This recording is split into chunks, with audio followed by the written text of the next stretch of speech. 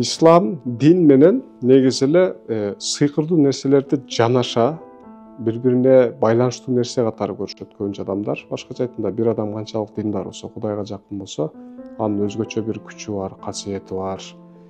Жөнөкөй адамдардын колунан келбеген нерселер ал кишилердин колунан келет деп көпчүлүк учурда адамдар алданып калган учурлар болот. Өздөрүнүн эмгектерин, өздөрүнүн бир пайдаларын аларга тартып жүрген учурлар болот. Туура эмес кадамдардан улам. Андыктан бул нерсени так даана айырмалап билүү керек.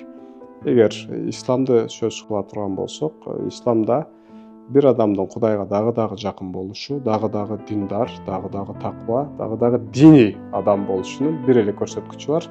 Ал адамдын адеп аклагы, ал адамдын таквалыгы. Бир адам канчалык адеп акылактуу болсо, канчалык таква болсо, ошончолук Кудайга жакын деген сөз. Бирок бул кишиге өзгөчө бир касиет берилбейт. Башкача айтканда, бул киши бир назарын салып кумгандагы сууну кайнатпайт. Бул киши арыктан аккан сууну артка кайтарбайт дем салып туруп. Бул киши бир көз карашы менен бир назар салып, мисалы, бир согуштун келечегин өзгөртүп бербейт. Андай күчү, кубаты, касиети болбойт. Бул нерсени так даана билиш керек.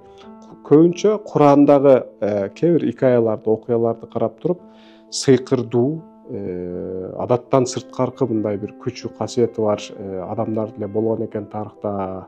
Ал эми пайгамбарларга берилген касиет деп билинет. Андан кийин бул алымдарга өтүптүр деп, анан алымдарга дагы өткөнүгө батын албай, анан ал майдарак алымдарга да өтөт экен, бизге чейин келиптир деп, мындайча айтканда адамдар өзү бирөөнү чоңойткусу келет, көзүндө бир чоңойтуп, аны бир сыйкырдуу, аны бир жарым адам, жарым Кудай көргүсү келет. Ушинтип эле адамдар көз карашынан улам башкача бир адам катары кабыл алып алышы мүмкүн. Курандагы айтылуу окуялар биздин кабыл алуубуздагы жаңылыштык. Башкача айтканда, ал жерде бир караганда сыйкырдууга окшоп көрүнгөн окуялар өтмө маанидеги башка бир маани, ал жерде башка бир месседж бериле турган икаялар. Аны эгер түптүз биз газет окугандай же бир